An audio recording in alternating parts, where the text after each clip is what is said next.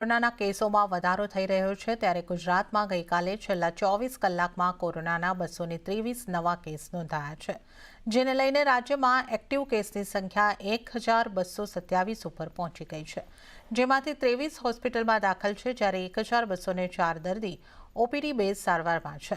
આ સિવાય 105 દર્દી સાજા થતાં તેમને ડિસ્ચાર્જ કરાયા છે। રાજ્યમાં 24 કલાકમાં કોરોનાથી એક પણ મૃત્યુ થયું નથી। રાજ્યમાં ફરી વધી રહેલા કોરોનાના કેસને લઈને આરોગ્ય મંત્રી ઋષિકેશ પટેલે કહ્યું કે આ નવો વેરિયન્ટ છે પણ ઘાતક નથી। નવા વેરિયન્ટનો મૃત્યુદર ઓછો પણ સાવચેતી જરૂરી છે।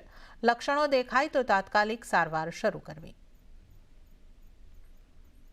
કોઈને નુકસાન પહોંચાડી શકે, મોર્ટાલિટી થાય એ પ્રકારનો ટ્રેન્ડ નથી, પરંતુ સાચવવું ચોક્કસ જોઈએ, સાવચેત ચોક્કસ રહેવું જોઈએ।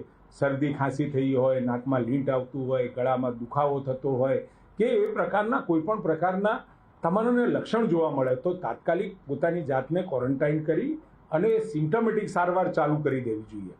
રથયાત્રાની અંદર આવા લક્ષણોવાળા કે જેમને કોવિડના લક્ષણો દેખાતા હોય, શરદી ખાંસી કે જુકામ જેવું કોઈ વિષય થયો હોય તો એ લોકોએ નહીં જવું જોઈએ। રથયાત્રા પહેલા આજે જગન્નાથજીની